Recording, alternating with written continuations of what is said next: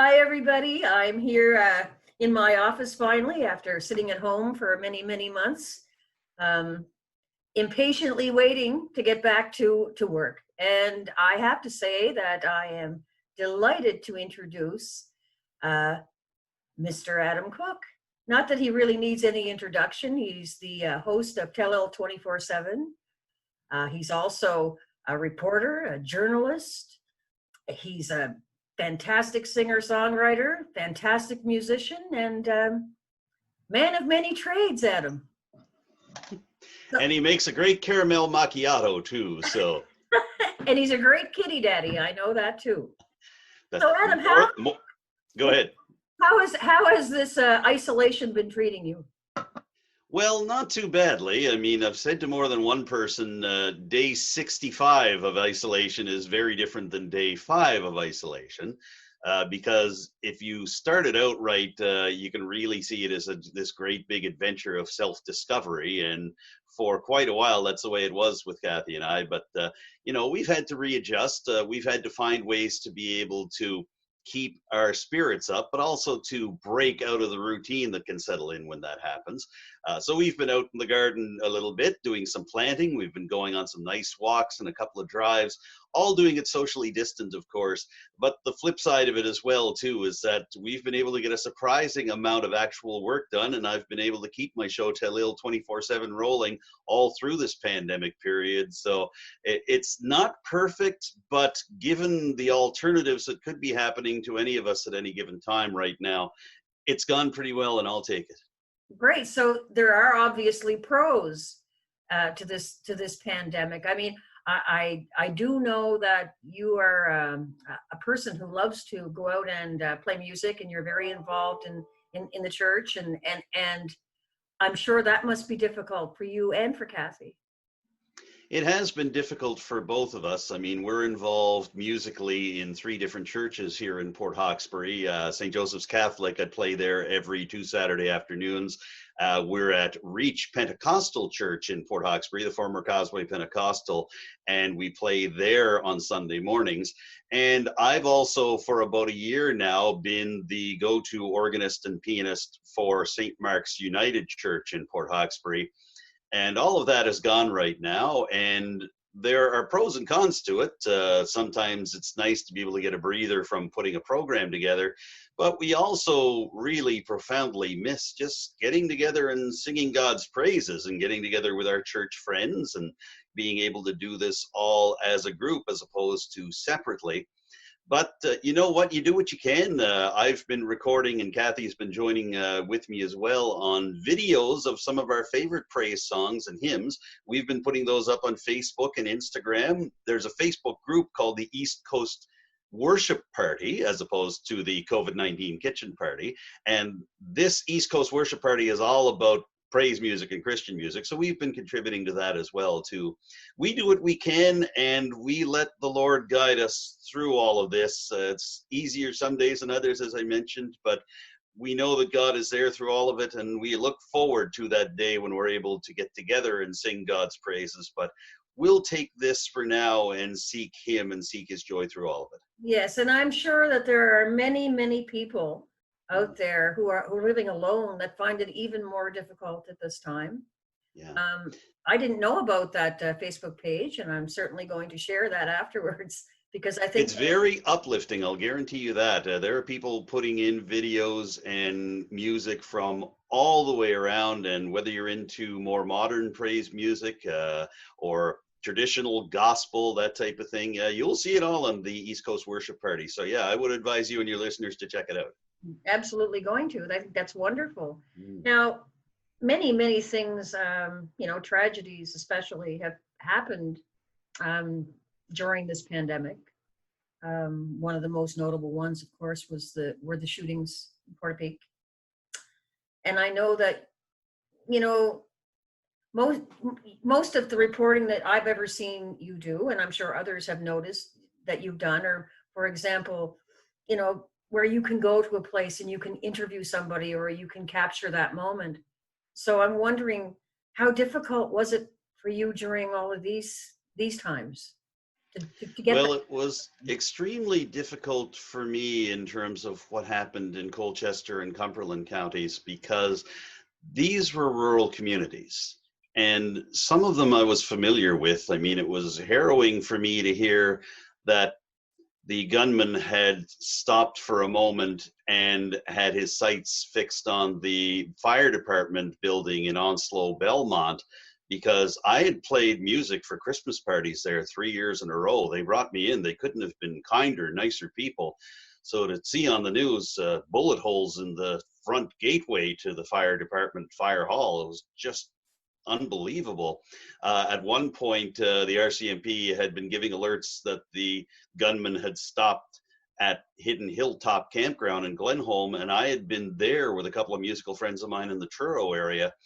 And even if I had no personal connection to these communities and to these people, that doesn't matter, because when rural Nova Scotia is violated the way it was violated, and people's lives were taken and property destroyed and people's own safety and security just thrown out the window as it was on that terrible period in April, we all feel that. We feel that in Grand Grave and Little Lance and Lennox Passage and Dundee and Lewisdale and Arishat and St. Peter's and Budladek and all the small communities that make up Richmond County and the Strait area in general. So it was a difficult time for me personally to feel like the life I knew in rural Nova Scotia had been taken away, and there was very little that I could do to be able to reach out to these people and offer them comfort and to stand together with our fellow Nova Scotians. And it's been such a terrible spring. I mean, that's been the tip of the iceberg, oddly, for bad news for Nova Scotia for this spring. But you do what you can, and you use whatever gifts and talents God gave you to reach out to others, even if it's just basic kindness. And one thing I did do on Tell Ill 24/7 is that I normally don't do commentaries on the show, because my job is to be a journalist and a reporter. It's not to be a commentator. But I took the end of the show that aired just after the tragedy in the Portapique area and took about a minute and a half just to basically say, we are with you and we stand with you as rural Nova Scotia. And there's not an awful lot else we can do right now, but please know that you have our love and support. So I think as a journalist and as a broadcaster, we have a duty, A, to remind people in our area that they're not so far away from what happens in times like this, and B, to remind them that even in their own small ways, there is something that they can do to help. You don't have to have a microphone or a TV camera or any such thing. Just by making a small gesture, posting something online, you can help, and you can break through the social distancing and keep a safe distance away, but still give your heart and give your comfort through all of this difficulty. Yeah, and of course, being a person like you are and like I am, you know, it's even more difficult, especially with the elderly people, you know, passing away because of COVID, and for any other reason. We can't get together and celebrate their lives. There are all those heartbreaks, you know, that I can only say, Adam, that after this is kind of all calmed down, there's going to be a lot of people, places where people will remember these people, and a lot of these services. And you know, I have to say that I probably miss playing music more with my friends than I ever thought I would. I have not been inclined to go online and play because I'm always by myself. I have spent isolation pretty much by myself because, you know, Francis is on the road. So I had those worries, you know, when you have somebody that's going across the border and it doesn't seem to be as controlled as it should be. So it doesn't. No. So I had my own concerns. I did manage to work through a lot of things in my isolation that were actually really positive. So I'm grateful for that. I'm very grateful for that. But now for you, you know, I know that you and I have both been in the same room at council meetings where, you know, you report, I film, and you know, there's the scrum, there's all of those questions to be asked, and now with everything being virtual, that must be more difficult. It's been a steep learning curve for me over the last couple of months, just basically isolating the idea of covering municipal councils, which is what you and our colleagues at Tel Il do together, going in and filming the council meetings and putting them on. And for me, as the host of the show, my job, I don't think a lot of people understand this, my job is to cover municipal politics. And the contract that I've signed is to provide civic journalism, which means it's about how we're governed here in our community and how the way we're governed impacts us. So that's been my job since I started back in January. And in the middle of March, I was off for 2 weeks because I had gallbladder surgery. And I got back to my job and everything had changed. Yeah. Council meetings had been canceled, Yeah. postponed. The public wasn't allowed in. At one point, the councils were willing to let the media in, and that, I believe, lasted a good 5 seconds before they decided, no, we can't. Yeah. And that was the wise thing to do. Yeah, That's the one thing I want to stress, is that they're doing the right thing. They shouldn't have people in, and they should be conducting their meetings virtually. And I'm glad that the councils that I've been covering have found ways to do that. So it's been difficult for me to be able to sit in and try to figure it out, because I'm watching a group of people that are trying to figure it out on their own. Yeah. They're trying to figure out how to use applications like Zoom and Skype. There's one called GoToMeetings, which Port Hawkesbury Town Council uses. So I've had to figure out how to settle in on that as well too. So And you've had to do several different applications. exactly. And one thing I don't think people realize about my show is that I've had to use several different apps because not everybody uses the same thing.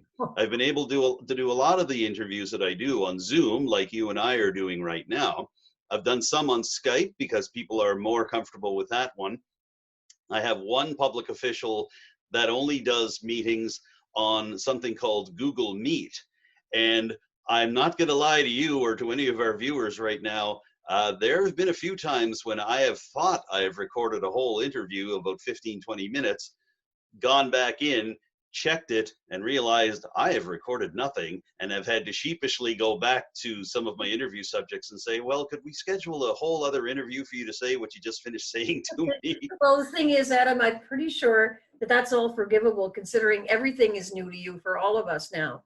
You know, it's gotten to that point where you are my first ever Zoom interview ever.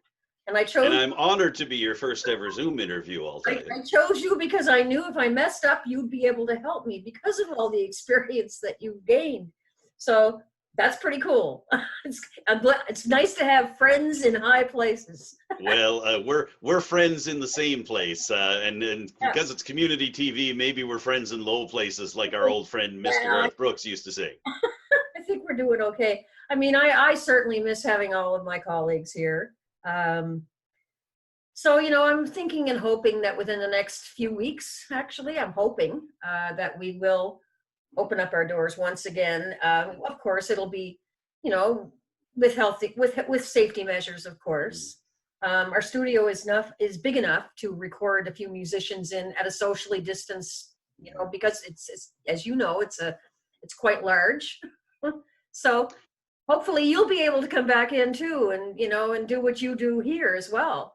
So I'm looking forward to all that. You know, I miss the camaraderie, and it seems to me that sometimes, even though you can think of things when you're on your own because your mind isn't full of other thoughts with other people buzzing about you, it's also really nice to be a part of a team, and teamwork is you know, people can come up with some great ideas, and of course I can come up with some pretty far out ideas on my own, but sometimes it's good to feed off of other people.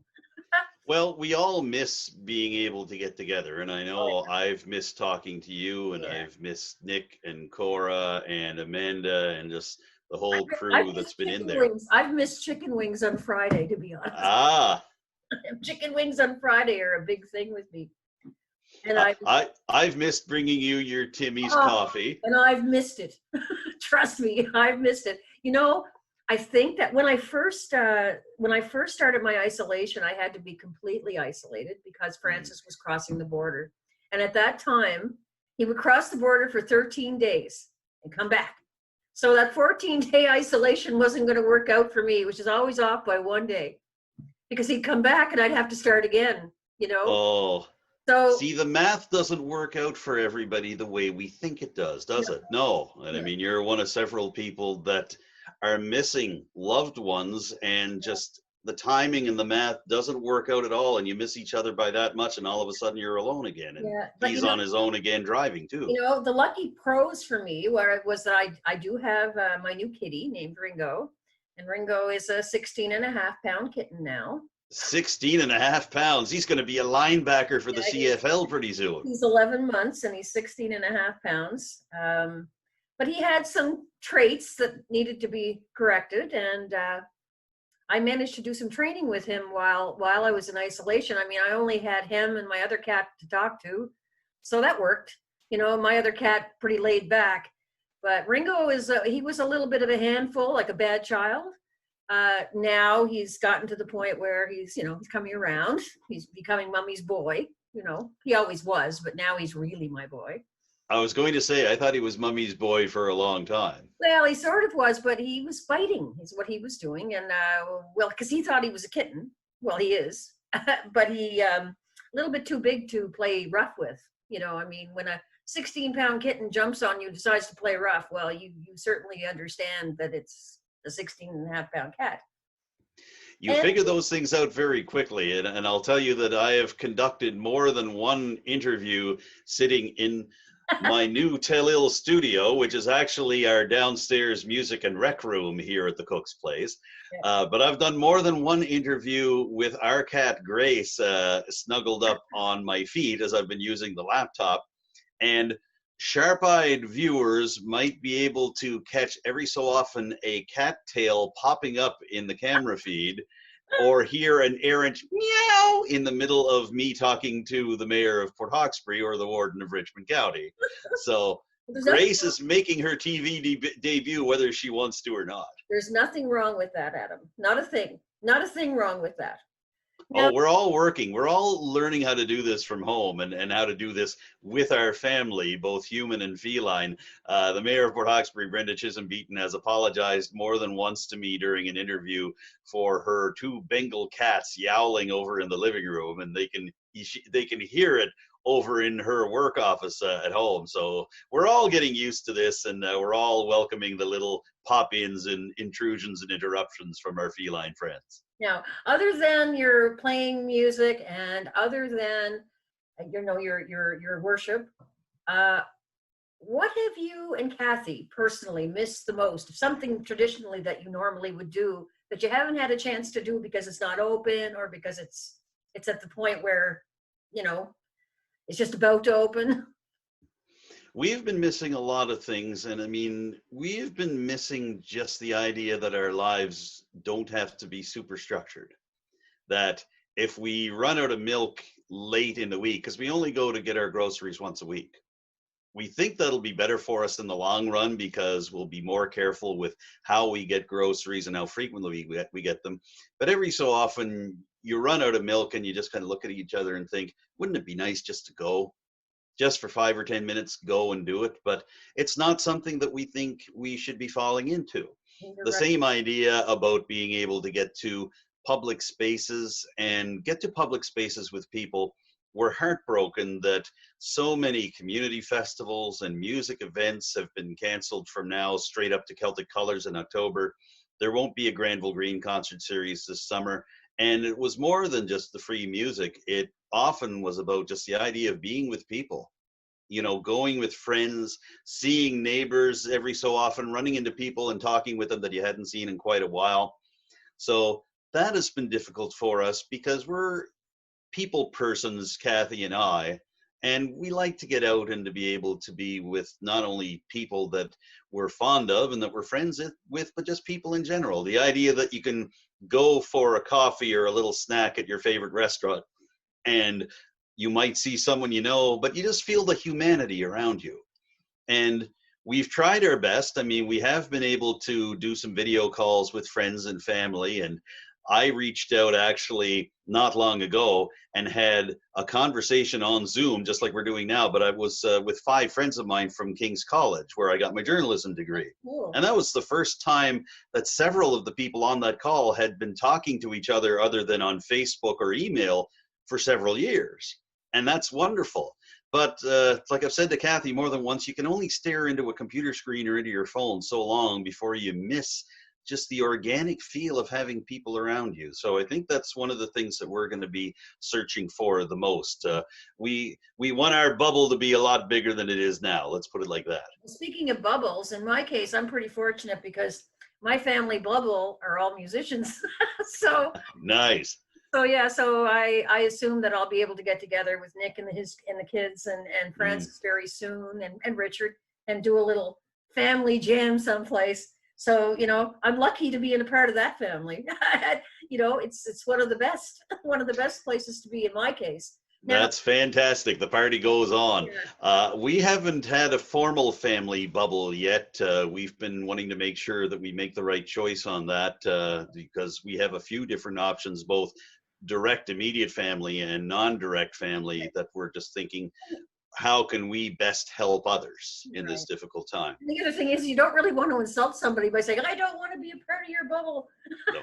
You're not family anymore. You know, now, one of the things that I did while I was in isolation completely is I, like you, did my shopping once a week. But luckily for me, of course, I had the option to go and order online and go to the Atlantic Superstore and pick it up. And I was very cautious to tell them, you know, I can't roll down the window, just charge my credit card and I'll do, and I followed instructions. But the one thing that I did do and decide to do is that I could not see myself going to Port Hawkesbury without having a Timmy's, because that was my once a week treat. Okay. I looked forward to that.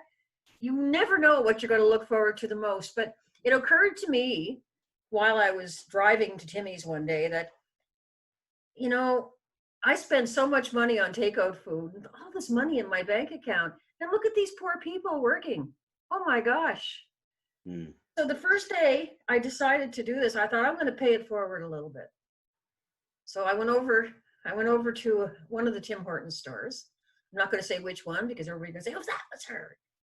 And there was a lady working in there, and she was an older lady. And I thought, oh, wow, you know, this poor lady, here she is, she's working, putting herself at risk.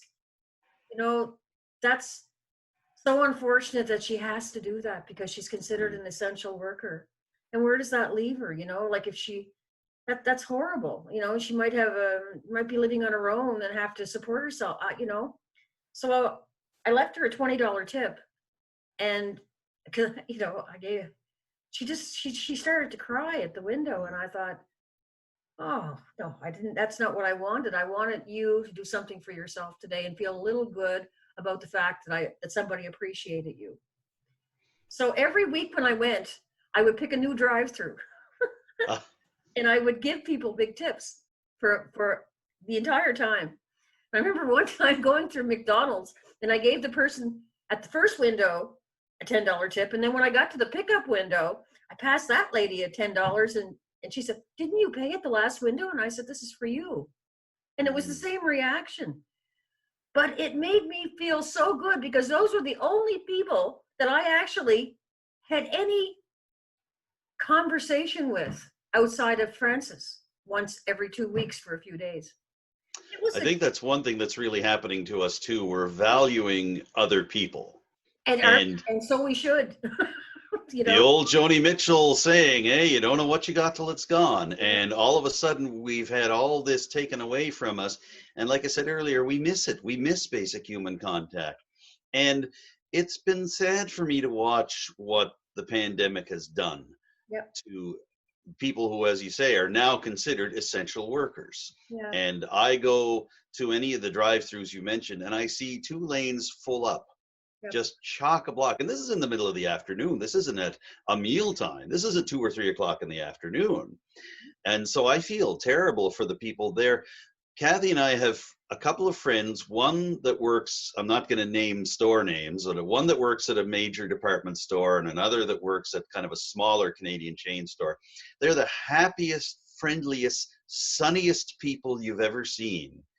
But since the pandemic started, they've been posting regularly, the both of them, on Facebook about how difficult their days are and how they can't understand why people are yelling at them, and they can't understand why people are so upset when they're just trying to do their jobs. So I'll take this opportunity to say to our viewers out there, please be kind. You have no idea what these people are going through every day and every minute of every day. And they're just trying to do their best to make sure, A, that you're taken care of, and B, that disease isn't spread. So please give a thought to them. And I'm glad, Becky, that you've been giving a thought to them, and also some generosity out of your own pocket as well, too, because these folks really need our help. It seemed like very little thing to have to do, a little tiny thing like that to me. Because I mean, remember, my man is an essential worker. And I've had plenty of worried days when he calls me and I'll say, "Where are you?" "Well, I'm in New York." "Oh, you know, what do? You worry about everybody he's going to say hello to. You worry about, and then on his way home, he was in Ontario, and then they'd send him to Montreal. And it was like, it just keeps getting worse. So he's being sent to the epicenters of COVID-19 in both the US and Canada. He's heading in there with a smile on his face because he is just that kind of person. And he said, he gets tested, they test them they take their temperatures, they do all of those things. And he said that mostly they're met almost through doorways. Like if they get out of the truck, they'll deliver their load. They pass stuff through a doorway sometimes, like you don't even see a person. I was talking to the Department of Health last week when I was curious about whether I could come back to work and stuff, because I want to follow the rules. I'm not going to put anybody in jeopardy ever. Even when I leave my office, I wipe down all of the, all the surfaces. Phone's gonna ring, but just ignore it. And I make sure, I'm pretty careful. But they told me that actually people that work at Walmart, places like that, are in more jeopardy than the truck drivers. Think about that. I would never yell at a person at a counter at this point in time. Well, I don't anyway, to be honest with you. I just don't. I've always felt that they were essential workers even when there wasn't a pandemic.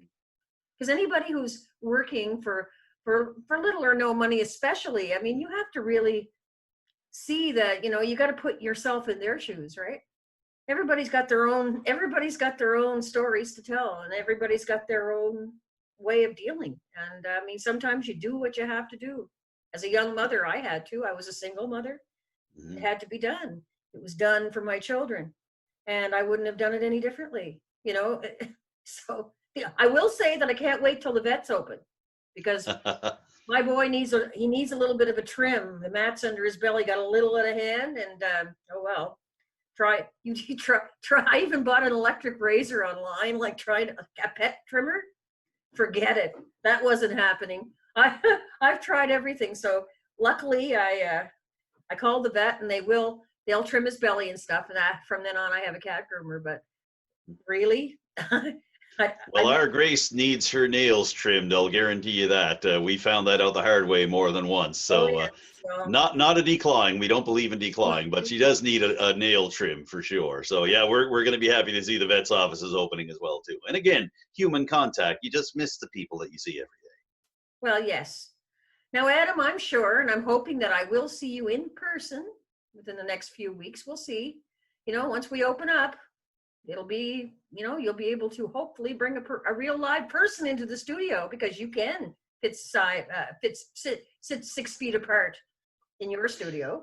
I would like that, because again, you just missed basic human contact, and I've missed seeing all you folks. And I've been able to do a lot of good things and learn a lot of very important things that will follow me for the rest of my life, really. I mean, to know how to do an interview just using your laptop and some basic software, I mean, that's great. That's going to help a lot, because not everybody can get to the studio in Ayrshire all the time.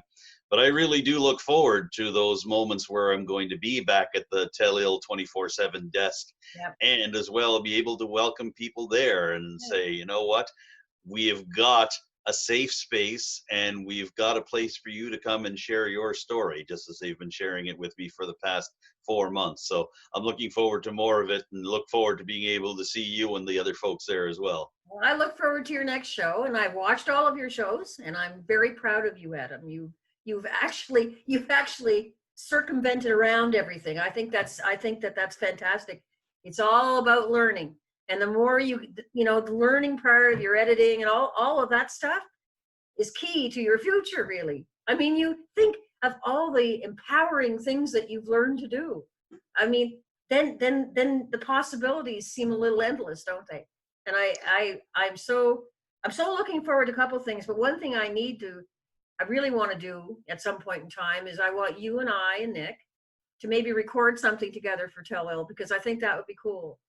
And we have musicians that come in and out that are summer students, and hey, a little bit of a Tell Ill band moment, a little Tell Ill jam would be fun. So That'd be fantastic, because I'm I've been doing a lot of solo recording for videos for the various Facebook groups, and Kathy and I have done quite a few songs together as well.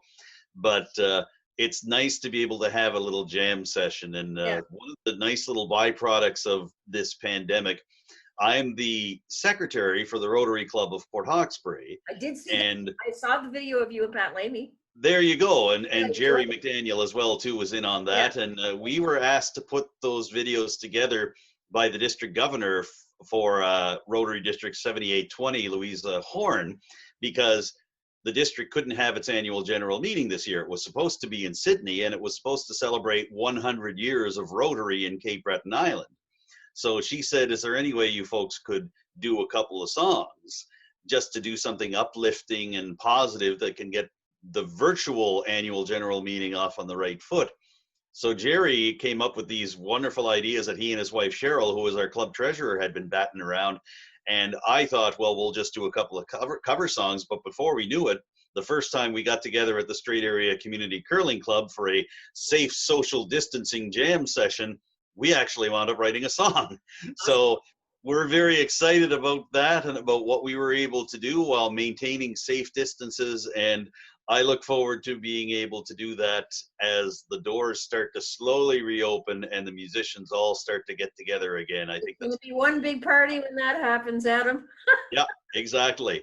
That's one thing I've said more than once to friends of mine. Imagine the concerts, imagine the jam sessions, and imagine the celebration when we get through all of this. And one way or another, we will get through all of this. We sure will. Well, thank you so much for joining me, Adam, and I'm really looking forward to seeing you soon.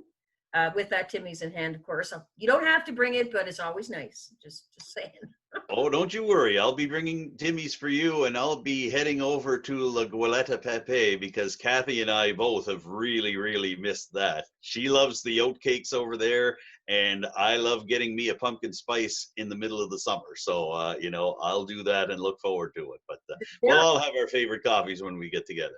They're opening a new business there, I have heard that, and that's wonderful. And I really have to tip my hat to businesses like La Goulette that are not sitting back and hiding and are saying, well, we have to follow the rules and we have to be safe, but we're also going to offer new services and expand and give people something to celebrate, as opposed to hiding under the rug. So I wish them all the very best, and look forward to being able to see more of my favorite local businesses as things slowly start to reopen. Okay, well, thank you so much, Adam, and keep up the good work. Thank you, Becky. You too. It's great to see you again. Great to see you.